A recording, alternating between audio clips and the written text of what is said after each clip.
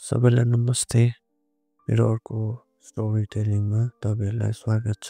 अनि धेरै दिनको बादमा फेरि म अर्को कथालाई लिएर तपाईँहरूको माझमा आइपुगेको छु।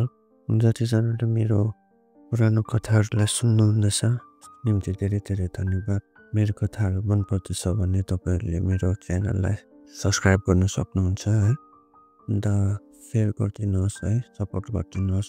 हुन्छ है, स्टार्ट गरौँ। अब ऊ आफ्नो सानो गाउँदेखि निस्केर अब सहरतिर जाँदैछ है। अनि उसले जम्मा गरेको अलिअलि पैसाले उसले टिकट किन्छ है। अन्त टिकट किनेर अब उसको मेहनतको पैसाले उसले फर्स्ट टाइम प्लेनको टिकट किनेर अब ऊ बेङ्गलोर जानु आँटेको छ है। अनि उसले थुप्रो कुरा सुनेको हुन्छ है सिटीको बारेमा। दामी दामी गाडी, ठुल्ठुलो बिल्डिङ, होइन, बिजी लाइफ, कसैसँग कसैलाई केही उयो छैन, सबैजना आफ्नो आफ्नो धुनमा बस्ने है। किनकि ऊ एक प्रकारले ऊ आफू पनि त्यस्तै खालके क्यारेक्टर भएको मान्छे क्या। मतलब कस्तो भन्दा इङ्ग्लिसमा भन्छ नि माइन्ड योर ओन बिजनेस भन्ने क्या। आफ्नो कामसँग मात्रै मतलब राख्ने क्या। अरू के गर्दैछ कसो गर्दैछ अब सानो सानो जग्गातिर के हुन्छ, अब कसैले के गर्दैछ होइन, केही उयो गर्दैछ भने याद गरिबस्ने, जुन आफ्नो काम नगरेर अरूको चासो लिनु झन् नेपालीहरूमा त झन् सबसे बेसी हुन्छ है। सो के अब उसको फ्लाइटको डे भोलिपल्ट हुन्छ। जस्तो अब उसलाई 12 तारिक जानु छ भने ऊ 11 तारिकै पुग्छ है।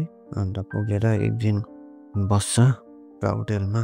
त्यहाँदेखि त्यहाँ साथीहरूसँग अब उसको जुन चाहिँ स्कुलको साथीहरूसँग अब म जाँदैछु भनेर एउटा सानो गेट टुगेदर गर्छ है। अनि गरेर भोलिपल्ट 12 तारिकको उसको फ्लाइटको टाइम हुन्छ है। ऊ एकदम भित्रबाट अब एक्साइटेड हुन्छ है। फर्स्ट टाइम अब फ्लाइटमा चढेको आफ्नै पैसाले। अब कहिले अब आफ्नो गाउँदेखि टाढो नगएको मान्छे होइन, फर्स्ट टाइम आफ्नो टाउनदेखि अब बस्तीदेखि निस्केर अब सहरतिर जाँदैछ। एउटा अर्कै एक्साइटमेन्टमा छ है ऊ। अन्त टक्कै उसलाई एयरपोर्टमा टक्कै पुग्छ, उसको फ्लाइटको टाइम हुन्छ है। अब बेसी एक्साइटमेन्टमा अब 2 घन्टा अगाडि पुगिदिन्छ है त्यो स्टेसन, मतलब एयरपोर्टमा।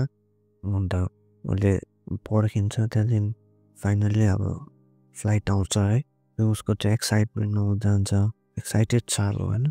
टक्कै ऊ फ्लाइटमा बस्छ, उडेर बादलहरू देख्छ है।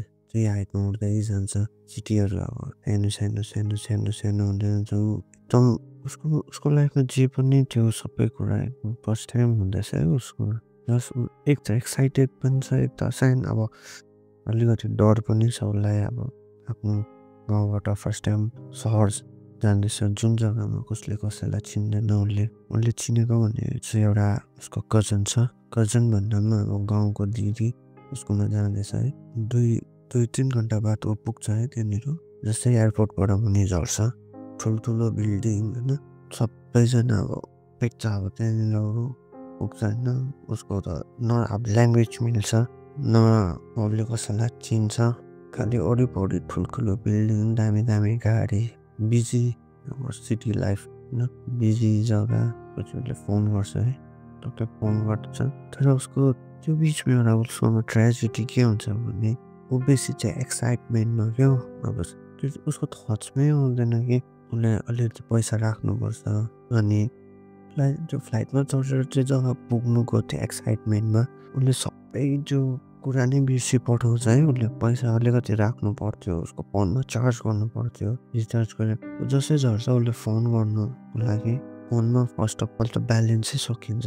जब उसले अब चाहिँ एयरपोर्टमा हुन्छ रिचार्ज गर्ने जग्गा, तर उसकोमा जति पैसा छ त्योभन्दा बेसी नै अब त्यहाँनिर चाहिँ पे गर्नुपर्ने हुन्छ है उसले। त अब उसको प्रब्लम स्टार्ट भयो त्यहाँदेखि चाहिँ। अब सिटी लाइफको स्ट्रगल फर्स्ट डे हुन्छ नि, अब फर्स्ट डे फर्स्ट उयसमै ऊ त्यहाँबाट चाहिँ जसकोमा जानुपर्ने त्यो पनि अब पुरा टाढो हुन्छ है।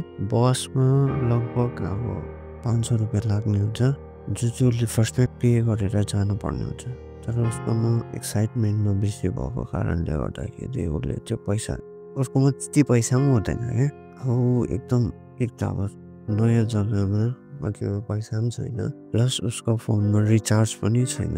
ऊ एकदम फर्स्टमा त अत्तालिन्छ त्यसपछि उसकोमा झन् फोन आउँदै गर्छ ऊ फर्स्ट त अत्तालिन्छ है तर उताबाट फोन आएको कारणले गर्दाखेरि उसले अब बादमा यस्तो यस्तो भन्छ है फाइनली उसको जो कजन थियो उसले गाडी पठाइदिन्छ है उसलाई ऊ त्यहाँ पुग्छ जिमीको घरमा है त्यहाँदेखि बस्छ अब त्यो गाडीमा पनि उसले अब बाटोहरू हेर्दै ठुल्ठुलो बिल्डिङ होइन अब राति पुगेको हुन्छ त्यो कारणले गर्दाखेरि अब उसले त्यस्तो हेरेको तर पनि अब सिटी लाइफ त दामी हुन्छ अब होइन बाहिरबाट देख्दा वरिपरि ठुल्ठुलो बिल्डिङ दामी दामी गाडी मान्छे त्यहाँ हर्न बजाइरहेको होइन उसलाई थोरै मजामा हुँदैछ शान्ति जग्गाबाट चाहिँ ऊ डाइरेक्ट अब त्यस्तो चौर सराबा भएको जग्गामा पुग्दाखेरि अब उसलाई कस्तो हुन्छ सो अब त्यो हेर्दै उसलाई एकदम भित्रबाट मजामा हुँदैछ उसले अब सोच्दैछ पनि अब वाट नेक्स्ट भन्ने पनि तर मलाई चाहिँ त्यो प्रेजेन्ट उयसमा चाहिँ उसलाई एकदम अब सोचिरहेको कि चाहिँ अब मेरो लाइफ चाहिँ चेन्ज हुने रहेछ मैले चाहिँ म चाहिँ एकदम दामी जग्गामा आइपुगेछु भन्ने सोच्छ है मेरो यो स्टोरीलाई यति नै राख्छु है अनि यसको नेक्स्ट पार्टमा म तपाईँलाई चाहिँ यसको कथालाई जोड्दै जान्छु है अब यो तपाईँहरूलाई मन पर्थ्यो होला है मेरो स्टोरी टेलिङलाई अनि कहाँ के कस्तो लाग्छ है यसो भन्नुहोस् होला थ्याङ्क यू